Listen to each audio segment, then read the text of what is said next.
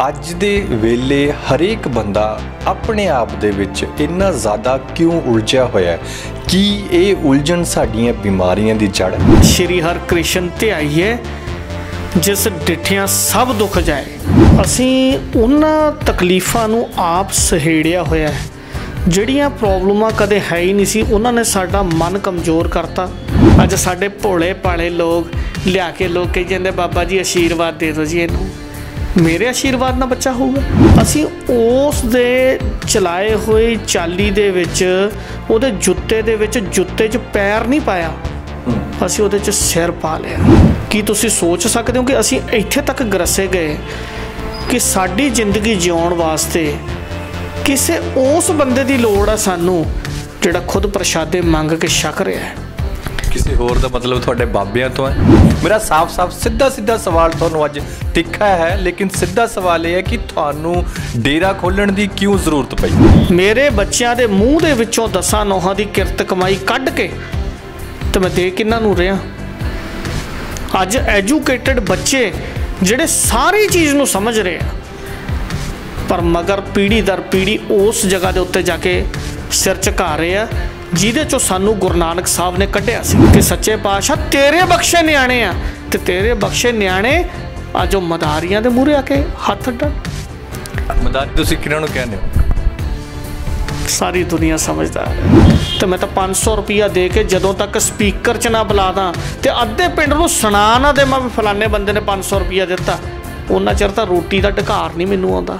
ਕਹਿੰਦੇ ਨੇ ਜੇਕਰ ਸਾਡਾ ਮਨ ਠੀਕ ਹੈ ਤਾਂ ਸਾਡਾ ਸਰੀਰ ਵੀ ਤੰਦਰੁਸਤ ਰਹਿੰਦਾ ਹੈ। ਜੇਕਰ ਸਾਡਾ ਮਨ ਦੇ ਵਿੱਚ ਵਿਗਾੜ ਆਇਆ ਹੋਇਆ, ਸਾਡੀ ਮਾਨਸਿਕ ਸਿਹਤ ਠੀਕ ਨਹੀਂ, ਤਾਂ ਅਸੀਂ ਕਿੰਨੇ ਹੀ ਟੋਟਕੇ, ਕਿੰਨੀ ਹੀ ਦਵਾਈਆਂ, ਕਿੰਨੇ ਹੀ ਵੱਡੇ ਡਾਕਟਰਸ ਕੋਲ ਚਲੇ ਜਾਈਏ ਤਾਂ ਉਹ ਇਲਾਜ ਯੋਗ ਨਹੀਂ ਹੁੰਦਾ।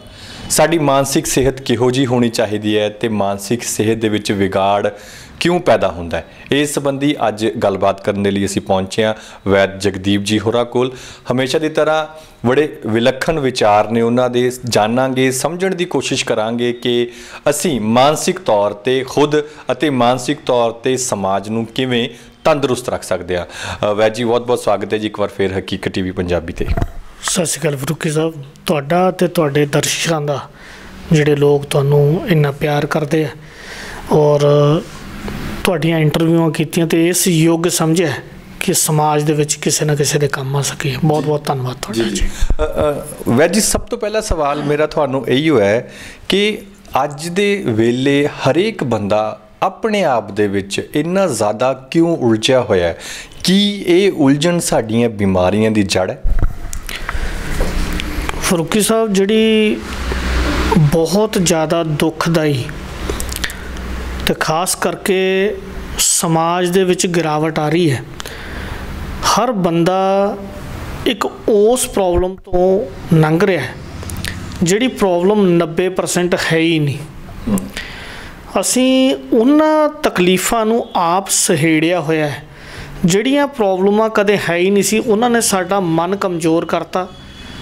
ਜਿੱਥੇ ਸਾਡੀ ਮੱਤ ਉੱਚੀ ਹੋਣੀ ਸੀ, ਅਸੀਂ ਪੜ੍ਹ ਲਿਖ ਕੇ ਜਾਗਰੂਕ ਹੋਣਾ ਸੀਗਾ, ਅਸੀਂ ਉੱਥੇ ਜਾਗਰੂਕ ਨਹੀਂ ਹੋਏ।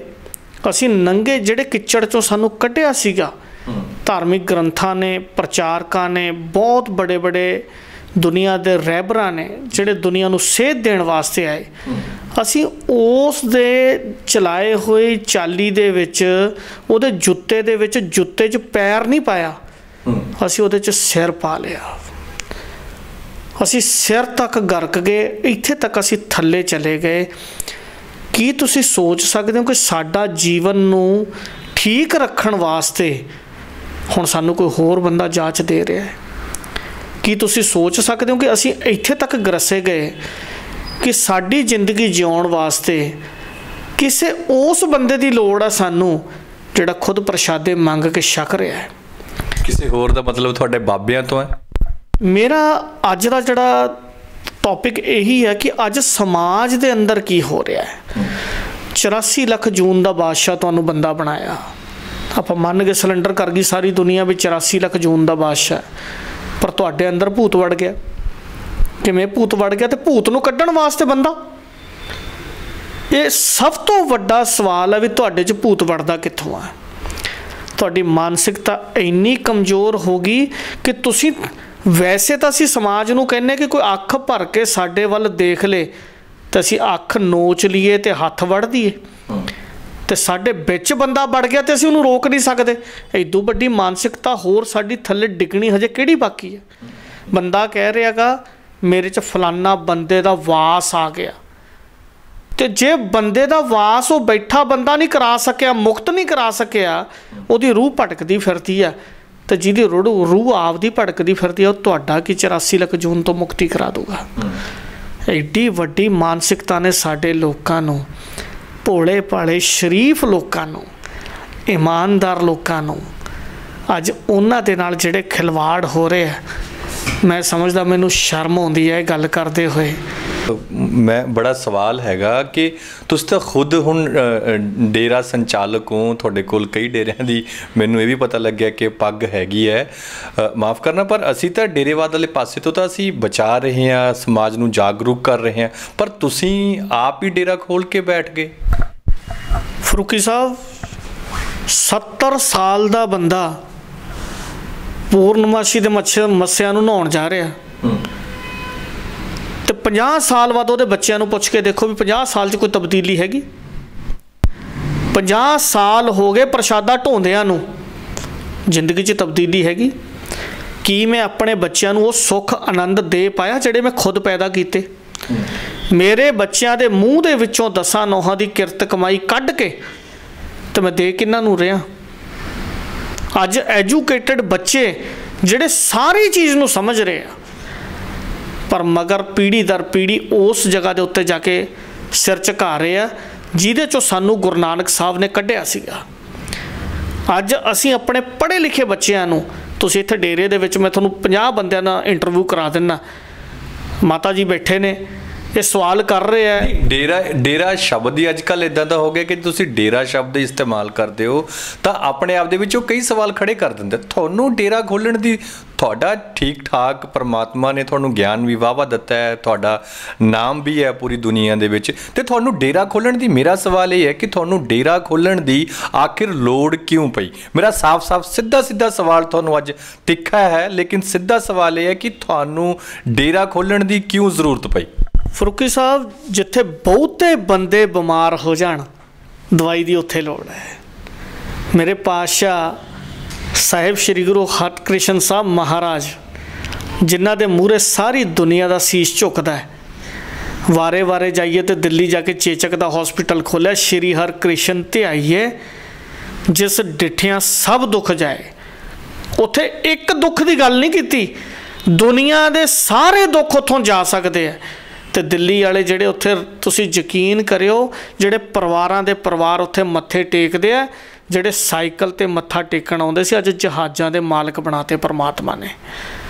ਪਰ ਨਾਲ ਮਹਾਰਾਜ ਨੇ ਬਚਨ ਕੀਤਾ ਵੀ ਦੂਜਾ ਕਾਹੇ ਸਿਮਰੀਏ ਜੰਮੇ ਤੇ ਮਰ ਜਾਏ, ਏਕੋ ਸਿਮਰੋ ਨਾਨਕਾ ਜੋ ਜਲ ਥਲ ਰਿਹਾ ਸਮਾਏ। ਪੂਜਣਾ ਤਾਂ ਉਹਨੂੰ ਸੀਗਾ ਜਿਹੜਾ ਸਾਡੇ ਤੋਂ ਪਹਿਲਾਂ ਸੀਗਾ ਅਤੇ ਸਾਡੇ ਤੋਂ ਮਗਰੋਂ ਰਹੂਗਾ, ਅਤੇ ਅਸੀਂ ਪੂਜਣ ਕਿਹਨੂੰ ਲੱਗ ਗਏ? ਮੇਰੇ ਵਰਗੇ ਨੂੰ।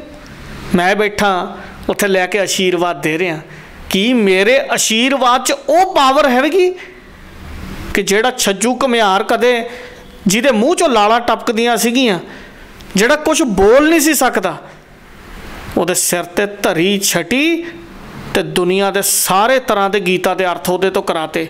ਮੇਰੇ 'ਚੋਂ ਸ਼ਕਤੀ ਹੈਗੀ, ਮੇਰੇ 'ਚੋਂ ਸ਼ਕਤੀ ਹੈਗੀ ਕਿ ਮੈਂ ਨਿਮਾਣਿਆਂ ਨੂੰ ਮਾਣ ਦੇ ਸਕਦਾ। ਮੈਂ ਤਾਂ ਨੂਣ ਦੀ ਡਲੀ ਦੇ ਕੇ ਤੇ ਆਥਣ ਨੂੰ ਸੁਣਾਉਣ ਵਾਲਾ ਬੰਦਾ। ਮੇਰੇ 'ਚ ਸ਼ਕਤੀ ਹੈਗੀ ਵੀ ਜੇ ਤੈਨੂੰ ਕਿਤੋਂ ਵੀ ਓਟ ਆਸਰਾ ਨਾ ਮਿਲਦਾ ਹੋਇਆ ਤੇ ਮੇਰੇ ਦਰ 'ਤੇ ਆ ਜੀ। ਮੇਰੇ 'ਚ ਸ਼ਕਤੀ ਹੈਗੀ ਕਿ ਜਿਹੜੇ ਮੈਂ ਕਿਸੇ ਨੂੰ ਵੀ, ਜਿਨ੍ਹਾਂ ਨੂੰ ਕਿਤੋਂ ਮਾਣ ਨਹੀਂ ਮਿਲਿਆ, ਉਹਨੂੰ ਹਿੱਕ ਦੇ ਨਾਲ ਲਾ ਕੇ ਕਹਿਦਾ ਰੰਗਰੇਟੇ ਗੁਰੂ ਕੇ ਬੇਟੇ। ਮੇਰੇ 'ਚੋਂ ਪਾਵਰ ਹੈਗੀ। ਜਿਹਨੇ ਉਹ ਪਾਵਰ ਬਖਸ਼ੀ ਸੀਗੀ, ਉਹਦੇ ਮੂਹਰੇ ਜਿਹੜੇ ਅੱਜ ਪੈਰੋਕਾਰ ਨੇ, ਅੱਜ ਉਹਦੇ ਅਤੇ ਸਾਡੇ ਵਿਚਾਲੇ ਐਡੇ ਵੱਡੇ ਮਦਾਰੀ ਆ ਗਏ ਕਿ ਉਹ ਧੁੰਦਲਾ ਦਿਖਣ ਲਾਤਾ ਸਾਨੂੰ। ਅਸੀਂ ਜਾ ਕੇ ਸਮਰਪਣ ਦੀ ਅਰਦਾਸ ਕੀਤੀ ਕਦੇ? ਜੇ ਬੰਦੇ ਨੂੰ, ਮੈਨੂੰ ਡੇਰੇ ਇੱਥੇ ਬਹਿਣਾ ਕਿਉਂ ਪਿਆ? ਮੈਂ ਅੱਜ ਲੋਕਾਂ ਨੂੰ ਸਵਾਲ ਕਰਦਾ ਕਿ ਤੈਨੂੰ ਬੰਦਾ ਬਣਾਇਆ, ਤੇਰੀ ਕਾਬਲੀਅਤ ਕੀ ਹੈ? ਤੁਸੀਂ ਘਰੇ ਇੱਕ ਰੋਟੀਆਂ ਲਾਉਣ ਵਾਲਾ ਬਹਾਦਰ ਰੱਖਣਾ ਹੋਵੇ ਤਾਂ ਉਹਦੀ ਕਾਬਲੀਅਤ ਪੁੱਛਦੇ ਆ ਨਾ। ਆਪਾਂ ਉਹਦੀ ਕਾਬਲੀਅਤ ਪੁੱਛਦੇ ਹਾਂ, ਤੈਨੂੰ ਖਾਣਾ ਬਣਾਉਣਾ ਆਉਂਦਾ, ਤੈਨੂੰ ਦਾਲ ਬਣਾਉਣੀ ਆਉਂਦੀ ਹੈ? ਇਹ ਇਕੱਲੇ ਰੋਟੀ ਬਣਾਉਣ ਵਾਲੇ ਦੀ ਕਾਬਲੀਅਤ ਦੀ ਗੱਲ ਕਰਦਾ ਮੈਂ। ਤੇ ਜੇ ਪਰਮਾਤਮਾ ਤੁਹਾਨੂੰ ਸਵਾਲ ਕਰੇ, ਤੈਨੂੰ ਮੈਂ ਬੰਦਾ ਬਣਾਇਆ, ਤੈਨੂੰ ਮੈਂ ਸਾਖਸ਼ਾਤ ਆਪਣਾ ਰੂਪ ਬਣਾਇਆ, ਆਪਣੀ ਕਾਬਲੀਅਤ ਇੱਕ ਪੇਪਰ 'ਤੇ ਲਿਖ ਕੇ ਦਿਖਾ ਤਾ, ਆਪਾਂ ਲਿਖ ਸਕਦੇ ਹਾਂ। ਸਾਨੂੰ ਕੀ ਨਹੀਂ ਪਰਮਾਤਮਾ ਨੇ ਦਿੱਤਾ। ਔਰ ਮੈਂ ਇੱਥੇ ਤੱਕ ਵੀ ਕਹਿਣ ਨੂੰ ਤਿਆਰ ਹਾਂ, ਮਾਤਾ ਦੇ ਰਿਣ ਤੋਂ ਅਤੇ ਪਿਤਾ ਦੇ ਰਿਣ ਤੋਂ ਤੁਸੀਂ ਰਿਣ ਚੁਕਾ ਸਕਦੇ ਹੋ। ਜਿਹੜੇ ਲੋਕ ਕਹਿੰਦੇ ਆ ਨਾ ਕਿ ਪਿਤਾ ਦਾ ਦੇਣ ਨਹੀਂ ਦੇ ਸਕਦੇ, ਮਾਤਾ ਦਾ ਦੇਣ ਨਹੀਂ ਦੇ ਸਕਦੇ, ਮੈਂ ਇਹਦੇ ਨਾਲ ਬਿਲਕੁਲ ਸਹਿਮਤ ਨਹੀਂ। ਮਾਤਾ ਦਾ ਇੱਕ ਰਸਤਾ ਹੈ।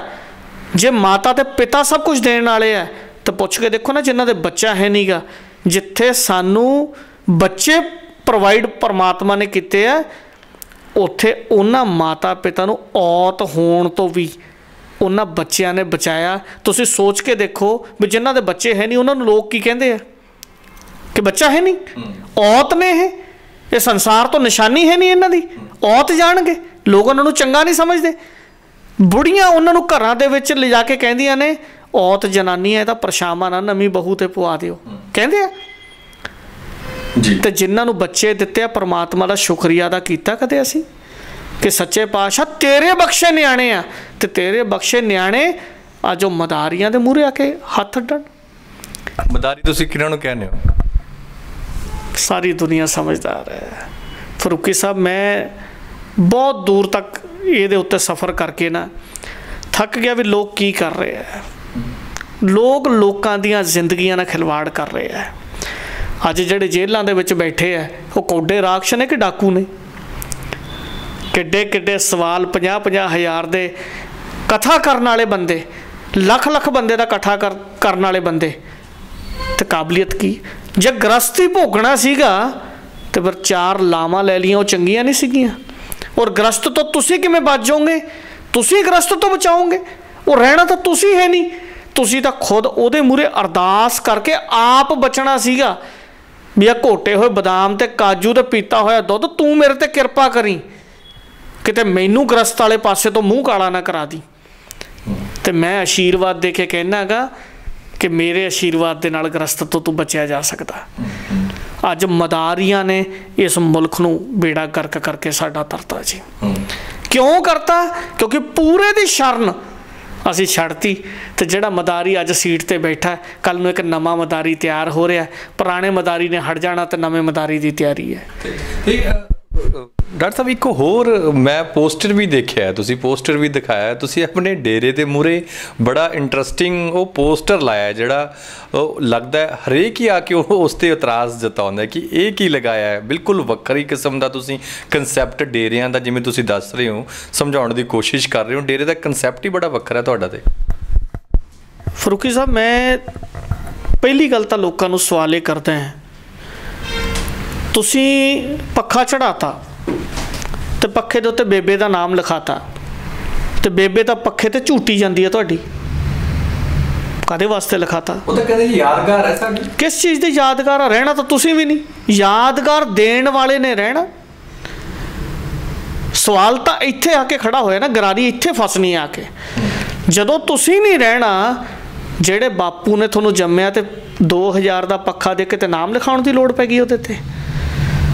ਅਸੀਂ ਦੇ ਕੇ ਡੋਲੂ ਦੁੱਧ ਦਾ, ਅਤੇ ਜਾਣ ਵੇਲੇ ਲੋਕ ਅੱਗੇ ਡੇਰਿਆਂ 'ਚ ਗੁਰਦੁਆਰਿਆਂ 'ਚ ਦਾਨ ਕਰਦੇ ਸੀ ਅਤੇ ਲੁਕਾਉਂਦੇ ਸੀਗੇ ਚੀਜ਼ ਵੀ ਕਿਸੇ ਨੂੰ ਪਤਾ ਨਾ ਲੱਗ ਜੇ। ਅਤੇ ਮੈਂ ਤਾਂ 500 ਰੁਪਈਆ ਦੇ ਕੇ ਜਦੋਂ ਤੱਕ ਸਪੀਕਰ 'ਚ ਨਾ ਬੁਲਾ ਦਾਂ ਅਤੇ ਅੱਧੇ ਪਿੰਡ ਨੂੰ ਸੁਣਾ ਨਾ ਦੇਵਾਂ ਵੀ ਫਲਾਣੇ ਬੰਦੇ ਨੇ 500 ਰੁਪਈਆ ਦਿੱਤਾ, ਉਹਨਾਂ ਚਿਰ ਤਾਂ ਰੋਟੀ ਦਾ ਢਕਾਰ ਨਹੀਂ ਮੈਨੂੰ ਆਉਂਦਾ ਅਤੇ ਦਾਨ ਮੇਰਾ ਲੱਗੂਗਾ। ਇਹ ਡੇਰੇ 'ਚ ਮੈਂ ਤਾਂ ਲਿਖਿਆ ਵੀ 100 ਰੁਪਈਆ ਦੇ ਕੇ 1000 ਦੀ ਆਸ ਨਾ ਕਰਨ ਲੱਗ ਜਿਓ। ਤੁਸੀਂ ਡੇਰੇ 'ਚ ਲਿਖਿਆ ਜੀ? ਉਹ ਜਿਹੜਾ ਪੋਸਟਰ ਦੀ ਗੱਲ ਆ, ਜਿਹੜਾ ਸਭ ਤੋਂ ਵੱਡਾ ਲੋਕਾਂ ਨੂੰ ਚੁੱਭਦਾ। ਮੈਂ ਕਹਿੰਦਾ ਵੀ ਤੁਸੀਂ ਕਹਿੰਦੇ ਹੋ ਵੀ ਬਾਬਾ ਜੀ ਦਾ ਆਸ਼ੀਰਵਾਦ ਲੈਣ ਆਏ ਆ, ਅਤੇ ਫਿਰ ਹਾਥੀ ਵੱਢ ਕੇ ਲੈ ਜਾਓ ਨਾ, ਇਹਨੂੰ ਸਿਰ 'ਤੇ ਧਰ ਲਓ, ਪੈਰੀਂ ਹੱਥ ਲਾਉਣੇ ਆ ਜੀ ਬਾਬਾ ਜੀ ਦੇ। ਅਤੇ ਬਾਬੇ ਦੇ ਪੈਰ 'ਚ ਇਹੋ ਜਿਹੀ ਕਿਹੜੀ ਚਮਤਕਾਰ ਆ? ਚਮਤਕਾਰ ਸੀ ਉਹਦੇ 'ਚ, ਪਰ ਅੱਜ ਉਹ ਚਮਤਕਾਰ ਕਿਹੜੇ ਤਬਦੀਲ ਕਰ ਗਈ ਸਾਨੂੰ। ਅਸੀਂ ਤਾਂ ਆਪਣੇ ਆਪ ਨੂੰ ਨਖੇਰ ਨਾ ਸਕੇ। ਅੱਜ ਸਾਡੇ ਭੋਲੇ ਭਾਲੇ ਲੋਕ ਲਿਆ ਕੇ ਲੋਕ ਕਹੀ ਜਾਂਦੇ ਬਾਬਾ ਜੀ ਆਸ਼ੀਰਵਾਦ ਦੇ ਦਿਓ ਜੀ ਇਹਨੂੰ। ਮੇਰੇ ਆਸ਼ੀਰਵਾਦ ਨਾਲ ਬੱਚਾ ਹੋਊਗਾ? ਮੇਰੇ ਕੋਲ ਪਾਵਰ ਆ। ਜੇ ਮੇਰੇ ਕੋਲ ਪਾਵਰ ਆ ਨਾ, ਅਤੇ ਫਿਰ ਜਿਹੜਿਆਂ ਦੇ ਬੱਚਾ ਨਹੀਂ ਪੈਦਾ ਹੁੰਦੇ, ਫਿਰ ਉਹਨਾਂ ਦੇ ਸਿਰ 'ਤੇ ਹੱਥ ਧਰ ਕੇ ਦਿਖਾਓ। ਜੇ ਮੇਰੇ ਕੋਲ ਪਾਵਰ ਆ ਨਾ, फिर चलो ਵੱਡੇ ਹਸਪਤਾਲਾਂ ਦੇ ਵਿੱਚ ਧਰੋ ਨਾ ਹੱਥ। ਆ ਕਰੋਨਾ ਨੇ ਚੰਗੇ ਚੰਗਿਆਂ ਦੇ ਹੱਥ ਧਰਾਉਣ ਵਾਲੇ ਕਿੱਥੇ ਧਰਾਤੇ? ਜੇ ਸਾਡੇ ਹੱਥ 'ਚ ਇੰਨੀ ਤਾਕਤ ਸੀ ਨਾ, ਅਸੀਂ ਹੱਥ ਧਰ ਕੇ ਠੀਕ ਕਰ ਦਿੰਦੇ ਸੀਗੇ। ਅਸੀਂ ਤਾਂ ਫੂਕ ਮਾਰ ਕੇ ਠੀਕ ਕਰਨ ਵਾਲੇ ਬੰਦੇ ਸੀਗੇ। ਫਿਰ ਮਾਰੋ ਨਾ ਫੂਕਾਂ। पर डॉक्टर साहब बड़ा इंटरस्टिंग सवाल यह है, घर दे विच एक बच्चा डॉक्टर है, एक बच्चा पायलट है, एक बच्चा फौज दे विच उच्च अफसर है, एक IPS अफसर है। वड्डे वड्डे अफसर घराणियां दे बच्चे मैं खुद जिहड़े ਉਹ जिन्हां नूं तुसीं मदारी कह रहे हो उन्हां दे ਜਾਂਦੇ ਵੇਖੇ ਨੇ और उन्हां दी मनदी वेखे ने और उन्हां दे घरां दे विच कलेश देखे उसे चीज़ नूं लैके उन्हां नूं की कहोगे? नवें कलेश नहीं खड़े होणगे? मैं मैਡੀਟੇਸ਼ਨ तो बिना, परमात्मा के नाम तो बिना कोई दुनिया का बंदा पार नहीं लंघ सकता।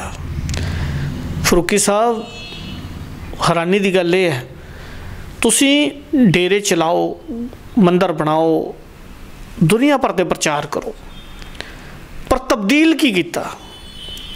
अज असी तब्दीली किहड़ी लिआंदी आ कि असी उन्ने एजुकेट कर सके कि असी गुरु नानक साहब ने गंगा ते जाके कहा भी जे सूरज नूं पानी जांदा ते आ चलिया खेतां नूं पानी, असी पानी पाउण वाले हटा सके?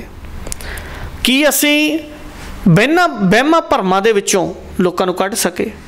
कि असी लोकां दे विचों इस गल नूं जोड़ सके कि बिना गुरु ग्रंथ साहब तो बिना किते लड़ नहीं लगना, इस पासे नूं मना सके? असी कबरां तो पूजण तो हटा सके?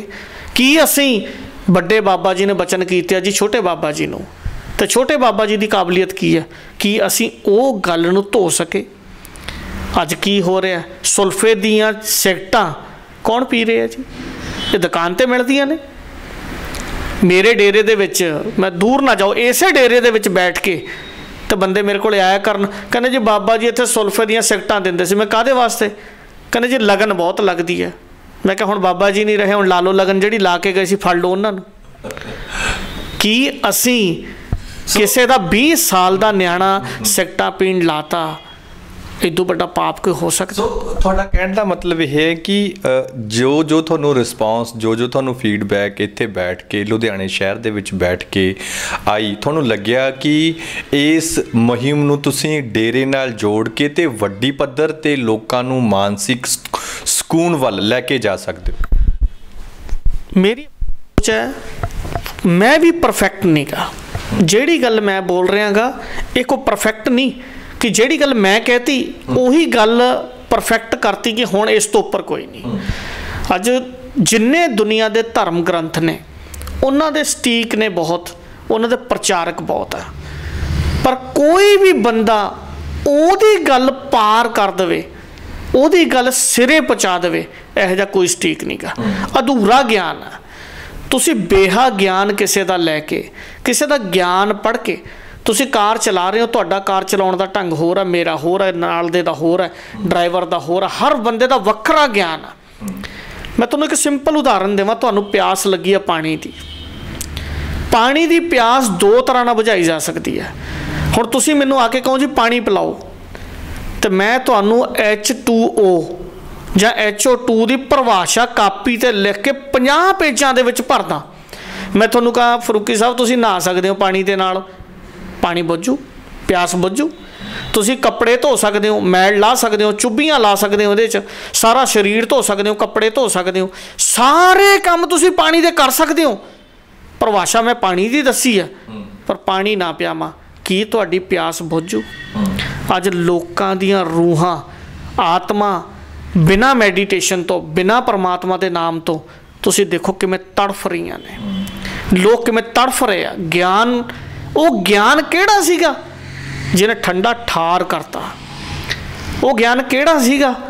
असीं तां अज होर ज्ञान के चक्कर च पै गए, जा रहे हैं असीं इकट्ठ देखण। साडे गुरु जी ने मैं एक बारी गल कीती, मैं कहा गुरु जी भी तुसीं बहुते ज़्यादा इकट्ठ दे विच विश्वास नहीं करते। वो कहते भाई जे इट्टां ही देखणियां ने फिर भट्ठे ते देखिया करो, 5 लाख इट्ट हर महीने निकलदी है। अज असीं देखण की जा रहे हैं इट्टां, बहुत सारिया इट्टां लगियां तो ज्ञान हो गया, पर ज्ञान तो कुछ होर कहंदा सीगा।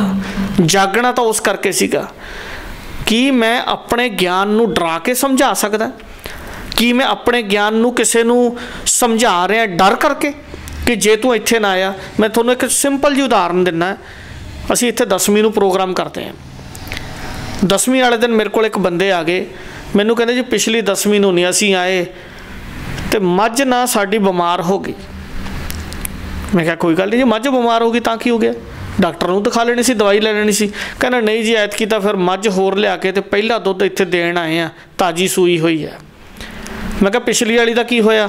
ਕਹਿੰਦੇ ਜੀ ਹੁਣ ਤੁਸੀਂ ਬਸ ਇੱਥੇ ਦੁੱਧ ਚੜ੍ਹ ਜਾਣਾ ਤੇ ਮੱਝ ਅਗਲੀ ਵਾਰ ਤੋਂ ਠੀਕ ਹੋ ਜਾਣੀ ਹੈ। ਇਹਦਾ ਮਤਲਬ ਬਾਬਾ ਤੁਹਾਡੀਆਂ ਮੱਝਾਂ ਗਿਣਦਾ ਫਿਰਦਾ। ਬਾਬੇ ਨੇ ਇੱਥੇ ਤੱਕ ਧਿਆਨ ਰੱਖਿਆ ਵੀ ਪਿਛਲੀ ਮੱਝ ਦਾ ਦੁੱਧ ਨਹੀਂ ਆਇਆ ਤੇ ਮੱਝ ਮੈਂ ਬਿਮਾਰ ਕਰ ਦੇਣੀ ਹੈ। ਇਹਦਾ ਮਤਲਬ ਮੇਰੇ ਕੋਲ ਰਜਿਸਟਰ ਲੱਗਿਆ ਹੋਇਆ ਤੇ ਮੈਂ ਉਹ ਹਾਜ਼ਰੀ ਪਾ ਰਿਹਾ ਵੀ ਪਿਛਲੇ ਮਹੀਨੇ ਕਿੰਨੇ ਆਏ ਸੀ ਤੇ ਕਿੰਨੇ ਨਹੀਂ ਆਏ, ਤੇ ਮੈਂ ਨੁਕਸਾਨ ਵੀ ਕਰ ਸਕਦਾ ਤੁਹਾਡਾ। ਮੈਂ ਇੱਥੇ ਤੱਕ ਮਦਾਰੀ ਹੋ ਗਿਆ। ਪਰ ਡਾਕਟਰ ਸਾਹਿਬ ਡਰਾਇਆ ਤਾਂ ਇਸੇ ਤਰੀਕੇ ਨਾਲ ਜਾਂਦਾ ਜਿਵੇਂ ਤੁਸੀਂ ਕਹਿ ਰਹੇ ਹੋ। ਛੋਟੀ ਮਾਨਸਿਕਤਾ ਕਰਤੀ ਸਾਡੀ। 84 ਲੱਖ ਜੂਨ ਦਾ ਬਾਦਸ਼ਾਹ ਬਣਾਇਆ ਸੀ ਨਾ ਜਿਨ੍ਹਾਂ ਨੂੰ, ਤੁਸੀਂ ਦੇਖੋ ਸਾਡੀ ਮਾਨਸਿਕਤਾ ਕਿੱਥੇ ਤੱਕ ਕਮਜ਼ੋਰ ਹੋ ਗਈ। ਪਹਿਲਾ ਦੁੱਧ ਅਖੇ ਬਾਬਾ ਜੀ ਨੂੰ ਚੜਾਉਣ ਜਾਣਾ, ਚੜਾ ਦਿਓ ਜੀ ਦੁੱਧ। ਇਹੀ ਦੁੱਧ ਕਿਸੇ ਗਰੀਬ ਦੇ ਘਰੇ ਦਿੱਤਾ ਹੋਵੇ ਨਾ, ਉਹਦੇ ਛੋਟੇ ਛੋਟੇ ਬੱਚਿਆਂ ਨੇ ਪੀਤਾ ਹੋਵੇ। ਫਰੂਕੀ ਸਾਹਿਬ ਤੁਸੀਂ ਯਕੀਨ ਕਰਿਓ, ਜਿਨ੍ਹਾਂ ਦੇ ਘਰੇ ਚਾਹ ਨਹੀਂ ਨਾ ਬਣਦੀ, ਉਹਨਾਂ ਦੇ ਬੱਚਿਆਂ ਦੇ ਆਤਮਾ ਤੋਂ ਨਿਕਲੀਆਂ ਹੋਈਆਂ ਸੀਸਾਂ ਤੁਹਾਡੀਆਂ ਕਈ ਪੁਸ਼ਤਾਂ ਤਾਰ ਦੇਣਗੀਆਂ। ਉਹ ਇੱਕ ਨੂੰ ਤਾਂ ਦੁੱਧ ਪੀਣ ਨੂੰ ਨਹੀਂ ਮਿਲ ਰਿਹਾ, ਇੱਕ ਨੂੰ ਤਾਂ ਔਰਤ ਦੇ ਦੁੱਧ ਜਿਸਮ ਤੋਂ ਉਤਰ ਨਹੀਂ ਰਿਹਾ, ਇੱਕ ਪ੍ਰੈਗਨੈਂਟ ਜਨਾਨੀ ਦੇ ਘਿਓ ਖਾਣ ਨੂੰ ਹੈ ਨਹੀਂ, ਤੇ ਮੇਰੇ ਕੋਲ ਜੋਤਾਂ 'ਚ ਲਿਆਉਣ ਨੂੰ ਘਿਓ ਚੜਾਈ ਜਾਂਦੇ ਆ। ਲੱਖਾਂ ਕੰਬਲ ਇੱਥੇ ਪਿਆ ਚੜਿਆ, ਚੜਾ ਕੇ ਜੀ ਖੇਸ ਤੇ ਕੰਬਲ ਲੈਣੇ ਕਿਹਨੇ ਆ? ਮੇਰੀ ਕਬਰ ਤੇ ਪਾ ਦਿਓ ਮਰੇ ਵੇ ਤੋਂ ਬਾਅਦ, ਭੂਰੀਆਂ ਤੇ ਕੰਬਲ ਸਾੜ ਦਿਓ ਨਾਲੇ ਮੈਨੂੰ। ਕੀ ਮੈਨੂੰ ਇਹ ਗਿਆਨ ਦਿੱਤਾ ਸੀ ਗੁਰੂ ਨੇ? ਸਮਝਾਇਆ ਤਾਂ ਮੈਨੂੰ ਕੀ ਸੀ, ਤੇ ਪਰ ਮੈਂ ਮਦਾਰੀ ਬਣ ਕੇ ਲੋਕਾਂ ਨੂੰ ਸਿਰਫ ਬੇਵਕੂਫ ਬਣਾਉਣ ਦਾ ਮੈਂ ਧੰਦਾ ਸ਼ੁਰੂ ਕਰ ਲਿਆ। ਮੈਂ ਡਰਾ ਰਿਹਾ ਲੋਕਾਂ ਨੂੰ ਕਿਸ ਕਰਕੇ ਕਿ ਤੁਸੀਂ ਫਲਾਣੇ ਦਿਨ ਨਹੀਂ ਆਏ ਇਸ ਕਰਕੇ ਤੁਹਾਡਾ ਕੰਮ ਨਹੀਂ ਚੱਲ ਰਿਹਾ। ਮੈਂ ਡਰਾ ਸਕਦਾ? ਮੇਰੇ 'ਚ ਇੰਨੀ ਸ਼ਕਤੀ ਆ, ਮੇਰੇ 'ਚ ਇੰਨੀ ਪਾਵਰ ਆ, ਮੇਰੇ ਕੋਲ ਆਸ਼ੀਰਵਾਦ ਲੈਣ ਆਉਣਗੇ। ਇਸੇ ਕਰਕੇ 10 ਸ਼ਰਤਾਂ ਨੂੰ ਇੱਥੇ ਅਸੀਂ ਬੋਰਡ ਦੇ ਉੱਤੇ ਲਿਖਿਆ ਕਿ ਜੇ, ਔਰ ਗੁਰੂ ਮਹਾਰਾਜ ਨੇ ਸਾਨੂੰ ਬਹੁਤ ਵਿਸਥਾਰ ਨਾਲ ਸਮਝਾਤਾ ਵੀ ਮੂਤ ਪਲੀਤੀ ਕੱਪੜ ਹੋਏ ਦੇ ਸਾਬੁਣ ਲਈਏ ਹੋ ਧੋਏ, ਭਰੀਏ ਮਤ ਪਾਪਾਂ ਕੇ ਸੰਗ ਉਹ ਧੋਪੇ ਨਾਵੇ ਕੇ ਰੰਗ। ਕੱਪੜੇ ਪਾਣੀ ਨਾਲ ਧੋਤੇ ਜਾ ਸਕਦੇ ਸਾਬਣ ਲਾ ਕੇ, ਪਰ ਜੇ ਮਤ ਤੁਹਾਡੀ ਪਲੀਤ ਹੋ ਜੇ, ਮੈਲ ਨਾ ਭਰ ਜੇ, ਉਹ ਬਿਨਾਂ ਪਰਮਾਤਮਾ ਦੇ ਰੰਗ ਤੋਂ ਕਿਵੇਂ ਧੋਤੀ ਜਾਊਗੀ? ਅਸੀਂ ਡਰਾ ਕੇ ਪੈਸੇ ਇਕੱਠੇ ਕਰ ਰਹੇ ਹਾਂ, ਪਰ ਜੇ ਮੈਂ ਲੋਕਾਂ ਤੋਂ ਡਰਾ ਕੇ ਪੈਸੇ ਇਕੱਠੇ ਕਰ ਰਿਹਾ ਤਾਂ ਮੈਂ ਇੱਕ ਗੱਲ ਤੁਹਾਨੂੰ ਡੰਕੇ ਦੀ ਚੋਟ 'ਤੇ ਕਹਿਣਾ, ਕਦੇ ਵੀ ਮੇਰੀ ਔਲਾਦ ਮੈਨੂੰ ਸੁੱਖ ਨਹੀਂ ਦਊਗੀ। ਲੋਕਾਂ ਦੀਆਂ ਦਿੱਤੀਆਂ ਹੋਈਆਂ ਬਦਦੁਆਵਾਂ, ਲੋਕਾਂ ਦੇ ਚੜਾਵੇ ਦੇ ਪੈਸੇ ਖਾ ਰਿਹਾ ਮੈਂ। ਗੁਰੂ ਨਾਨਕ ਨੇ ਹਲ ਵਾਹ ਕੇ ਕਮਾਈ ਕੀਤੀ ਆ 10 ਨੋਹਾਂ ਦੀ, ਤੇ ਮੈਂ ਬੈਠਾ ਆਸ਼ੀਰਵਾਦ ਦੇ ਪੈਸੇ ਲੈ ਰਿਹਾ। ਮੇਰੇ 'ਚ ਪਾਵਰ ਆ, ਜਿਹੜਾ ਸਾਰੀ ਦੁਨੀਆ ਨੂੰ ਹਿਲਾ ਸਕਦਾ ਤੇ ਖੜਾ ਸਕਦਾ ਸੀ, ਉਹਨੇ ਤਾਂ ਹਲ ਵਾਹ ਕੇ ਕਿਹਾ। ਉਹਨੇ ਤਾਂ ਗ੍ਰਸਤੀ ਜੀਵਨ ਦੇ ਵਿੱਚ ਵੀ ਗ੍ਰਸਤ ਮੈਂ ਸੋਈ ਨਿਰਵਾਣ, ਏਕ ਉਪਰ ਜਿਸ ਜਨ ਕੀ ਆਸਾ ਤਿਸਕੀ ਕੱਟੀਏ ਜਮ ਕੀ ਫਾਸਾ, ਪਾਰ ਬ੍ਰਹਮ ਕੀ ਜਿਸ ਮਨ ਭੁੱਖ ਨਾਨਕ ਤਿਸੇ ਨਾ ਲਾਗੇ ਦੁੱਖ। ਜੇ ਤੂੰ ਆਪਣੀ ਗ੍ਰਸਤੀ ਜ਼ਿੰਦਗੀ ਚੰਗੀ ਚਾਹੁੰਦਾ ਤੇ ਫਿਰ ਉਸ ਪਰਮੇਸ਼ਰ ਤੇ ਭਰੋਸਾ ਰੱਖੀ, ਤੇ ਤੂੰ ਤਾਂ ਮੇਰੇ ਆਸ਼ੀਰਵਾਦ ਤੱਕ ਹੀ ਸਹਿਮਤ ਰਹਿ ਗਿਆ। ਸਿਰ ਪਲੋਸ ਦੋ ਜੀ ਇਹਦਾ, ਤੇ ਸਿਰ ਪਲੋਸਣ ਦੇ ਨਾਲ ਠੀਕ ਹੋਣ ਲੱਗ ਗਿਆ। ਇੱਥੇ ਤੱਕ ਅਸੀਂ ਨੀਵੇਂ ਹੋ ਗਏ ਵੀ ਸਾਡੇ ਹੱਥ 'ਚ ਇੰਨੀ ਪਾਵਰ ਆ ਗਈ। 10 ਗੁਰੂਆਂ ਦੀ ਗੁਰਬਾਣੀ ਜਿਹੜੀ ਅਸੀਂ ਪੜ੍ਹਦੇ ਹਾਂ, ਇਹ ਐਵੇਂ ਮੂੰਗਫਲੀ ਬੱਟੇ ਨਹੀਂ ਲਿਆਂਦੀ ਵੀ ਐਵੇਂ ਮੰਡੀ 'ਚੋਂ ਖਰੀਦ ਕੇ ਕਿਸੇ ਨੇ ਲਿਆਂਦੀ। ਬਹੁਤ ਵੱਡੀਆਂ ਸ਼ਹਾਦਤਾਂ ਨੇ ਇਹਦੇ ਪਿੱਛੇ, ਔਰ ਇਹ ਉਹ ਧੁਰਕੀ ਬਾਣੀ ਹੈ। ਤੁਸੀਂ ਯਕੀਨ ਕਰਿਓ, ਜਿਨ੍ਹਾਂ ਦਾ ਵਿਸ਼ਵਾਸ ਗੁਰਬਾਣੀ 'ਤੇ ਸੀ, ਜਿਨ੍ਹਾਂ ਦਾ ਵਿਸ਼ਵਾਸ ਕੁਰਾਨ ਸ਼ਰੀਫ 'ਤੇ ਆ, ਜਿਨ੍ਹਾਂ ਦਾ ਵਿਸ਼ਵਾਸ ਗੀਤਾ 'ਤੇ ਆ, ਜਿਨ੍ਹਾਂ ਦਾ ਵਿਸ਼ਵਾਸ ਉਹ ਪਵਿੱਤਰ ਗ੍ਰੰਥਾਂ 'ਤੇ ਹੈ, ਉਹ ਬੰਦੇ ਕਿਤੇ ਦੀ ਕਿਤੇ ਪਹੁੰਚ ਗਏ। ਇੱਕ ਮੈਂ ਛੋਟਾ ਜਿਹਾ ਸਵਾਲ ਤੁਹਾਨੂੰ ਦੱਸਣਾ ਚਾਹੁੰਦਾ ਜੀ। ਸਾਡੀ ਮਾਨਸਿਕਤਾ ਦੀ ਗੱਲ ਜਿੱਥੇ ਮੈਂ ਪੜ੍ਹੀ ਹੈ, ਤੁਸੀਂ 1 ਕਰੋੜ ਵਾਲੀ ਗੱਡੀ ਦੇ ਮਗਰ ਕਦੇ ਇਹ ਲਿਖਿਆ ਪੜ੍ਹਿਆ, ਬੁਰੀ ਨਜ਼ਰ ਵਾਲੇ ਤੇਰਾ ਮੂੰਹ ਕਾਲਾ? ਕੋਈ 2 ਕਰੋੜ ਦੀ ਲੈਂਡ ਕਰੂਜ਼ਰ ਗੱਡੀ, 50 ਲੱਖ ਵਾਲੀ ਕਾਰ ਦੇ ਮਗਰ ਪੜ੍ਹਿਆ ਕਦੇ ਬੁਰੀ ਨਜ਼ਰ ਵਾਲੇ ਤੇਰਾ ਮੂੰਹ ਕਾਲਾ? ਟੁੱਟਿਆ ਜਾ ਆਟੋ ਰਿਕਸ਼ਾ ਤੇ ਕੀ ਲਿਖਿਆ? ਬੁਰੀ ਨਜ਼ਰ ਵਾਲੇ ਤੇਰਾ ਮੂੰਹ ਕਾਲਾ। ਵਾਹ ਤੇਰੇ 1.5 ਲੱਖ ਦੇ ਰਿਕਸ਼ੇ ਨੂੰ ਨਜ਼ਰ ਲਾਉਣੀ। 2 ਕਰੋੜ ਦੀ ਕਾਰ ਵਾਲੇ ਦੀ ਮਾਨਸਿਕਤਾ ਪੜ੍ਹੋ। ਸਾਡੀ ਮਾਨਸਿਕਤਾ ਇੱਥੇ ਤੱਕ ਕਰਤੀ। ਬਾਬਾ ਜੀ ਮੈਂ ਤਾਂ ਉੱਥੋਂ ਲੈ ਕੇ ਆਇਆ ਕਿਉਂਕਿ ਸਾਨੂੰ ਉਸ ਚੀਜ਼ ਨੇ ਝੰਜੋੜਤਾ। ਪਰ ਬਾਬੇ ਤਾਂ ਜਹਾਜ਼ ਵੀ ਬੜੇ ਚੜਾਈ ਜਾ ਰਹੇ ਨੇ ਸਿਹਤ ਪੱਖੋਂ ਕਿ ਜੀ ਤੁਸੀਂ ਸਾਡੇ ਆਓ ਮੱਥਾ ਟੇਕੋ ਤੇ ਤੁਹਾਡਾ ਹਰ ਕੰਮ ਬਣੇਗਾ ਇੱਥੇ, ਲੇਕਿਨ ਇੱਥੇ ਤਾਂ ਤੁਸੀਂ ਸਭ ਕੁਝ ਉਲਟਾ ਪੁਲਟਾ ਕਰੀ ਬੈਠੇ ਹੋ। ਗਤੀਵਿਧੀਆਂ ਕੀ ਰਹਿੰਦੀਆਂ ਨੇ ਇੱਥੇ ਦੀਆਂ? ਜਦੋਂ ਤੱਕ ਜੇ ਬੰਦਾ ਕਹਿੰਦਾ ਕਿ ਮੈਂ ਸਾਰਾ ਕੁਝ ਕਰ ਸਕਦਾ, ਜੇ ਕਿਸੇ 'ਚ ਇਹੋ ਜਿਹਾ ਚਮਤਕਾਰ ਹੈ ਤਾਂ 4 ਘੰਟੇ ਗੁਰੂ ਗ੍ਰੰਥ ਸਾਹਿਬ ਦੀ ਤਾਬਿਆ ਤੋਂ ਬਾਹਰ ਜਿਹਦਾ ਓਟ ਆਸਰਾ ਲੈ ਕੇ, ਕਿਉਂਕਿ ਉਹ ਗੁਰੂ ਪ੍ਰਤੱਖ ਹੈ, ਗੁਰੂ ਨੇ ਪ੍ਰਤੱਖ ਨੇ ਉੱਥੇ ਸਾਰੀ ਚੀਜ਼ ਆਉਣੀ ਹੈ ਤੇ ਚੜ੍ਹਨੀ ਹੈ।